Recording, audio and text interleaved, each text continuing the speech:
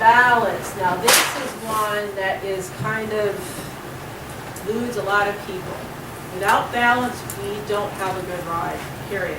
Just like when we were talking about in the evaluation and confirmation, that if we don't have a balanced horse, we're going to have a not so good ride. Whether it be you're reining, or you're doing dressage, or even endurance, you have to have balance. So balance is one of those things that can be a little tricky to explain. But what we're basically looking for is we want the deepest part of the seat to be closest to the horse's center of balance. So first question, where's the horse's center of balance? Right about here. Okay? Right around the heart girth area. It's not back here, it's not in front. If you imagine your horse on a teeter-totter, he's going to have to balance out someplace. Alright, so that's why we're talking about the third, having a balanced top line, balanced coupling of the horse, all of that makes for a really balanced ride. But we can't disrupt that horse's natural balance by putting a saddle on it that's out of balance. Okay? And I think what we'll do is we will look at those wither tracings, because in addition to doing a wither tracing, I also do a top line tracing. Because the horse is not just perpendicular angles to its spine, it has a balance to its top line, and through its athletic movement, it can change the balance of its top line too. All right? I've worked with downhill build horses that have gradually become more uphill just through work. Okay? So the more you ask a horse to sit, the more he's going to strengthen and lengthen his back muscles, and the more his back's going to come up. You're asking him to use his abdominal muscles to lift his back. You don't necessarily make the back muscles strong to lift the back. That comes from down below. All right? So in balance, and this might be a good one for people to come up and see a little bit closer, but this is good balance. And in good balance, you see the flattest part of that seat is parallel to the ground. Okay? You want at least 2 inches of clearance underneath the front. All right, let's put our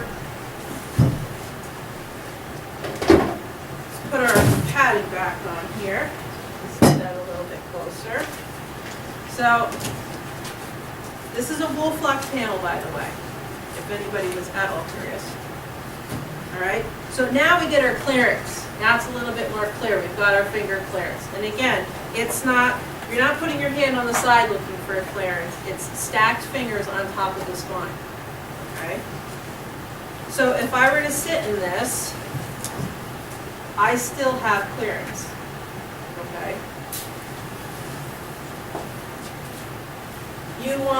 You see this red line here? You want equal distribution of weight from the back to the front of that panel. And again, your tree point is behind the shoulder blade before the last rib. All right? This scenario would probably be a too narrow saddle, or a saddle that did not have adequate gusset balance in the back. So you see where our little red triangle is? I'm going to exaggerate this. That's cantle low. Cantle is lower, pommel is higher. And you can see that the deepest part of our seat is now angled like this. Okay? We actually have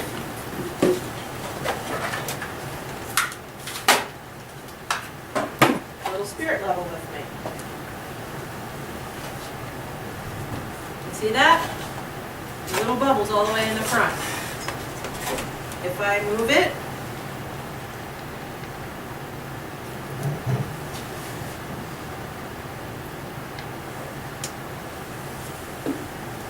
broken?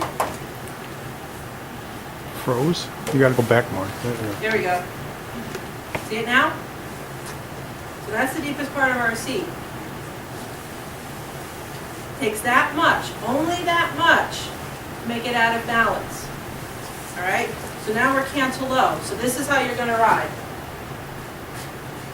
You're going to water ski. You're going to recline and watch TV. You're not going to be in balance with your horse. So how's your horse going to move? He's going to be like, okay. He might jump a little quick in the front. Okay. But mostly your horse is getting really, really sore underneath the back end of the handle. And the other part is, you can't really see this from where you're sitting, but underneath here, I got a lot of air. Because now we're up on the bulge of the horse's shoulder blades, and now we've created bridging. Okay? So, the opposite can happen where we're pommel low, cantle high. This could be your saddle's too wide, the tree's too wide, the flocking in the front has broken down, now it's tipping forward. You have a saddle that fits well in the front, but your horse is really downhill, and you've got really big gussets in the back, so it's tipping you forward. Okay? So let's go the opposite direction. That's all it took for me to go the opposite direction. Okay? So now you have a horse that is running on the forehand, heavy on the forehand, doesn't want to relax through the neck. Because remember from Mrs. Webb's evaluation of conformation class, a horse carries 60% of its body weight in the front end. By tipping yourself forward in the seat, you've now taken your body weight and added to his 60%. So the only way he can keep upright is by going really fast and really frantic. Because otherwise, if he doesn't stop that motion, he's going to fall right on his face. Okay? So, anytime we sit right in the middle of our seat, and we can keep our pelvis in a neutral position, keep our bodies from falling backward or forward, that helps the horse thrive and move in the best, most athletic way possible. Otherwise, he's going to scramble to try to stay balanced himself. Because believe it or not, horses are not interested in getting you off their back. What they're interested in is keeping you on top of their back in a balanced way. Has anybody here ever had a backpack with a baby in it? Mm-hmm. Okay, what happens if that baby squirms? You're right. Can you walk a straight line? No. So you're the baby in the backpack on the horse. So if you're all over the place, you can't get your own balance because you're back, forward, side to side, what's that horse going to do? He's going to try to stay underneath you to keep you from falling off. We're all beings have an inner way of correcting balance. And he's going to make sure that you don't come off. Maybe sometimes he will. But most of the times, he's not interested in having you come off.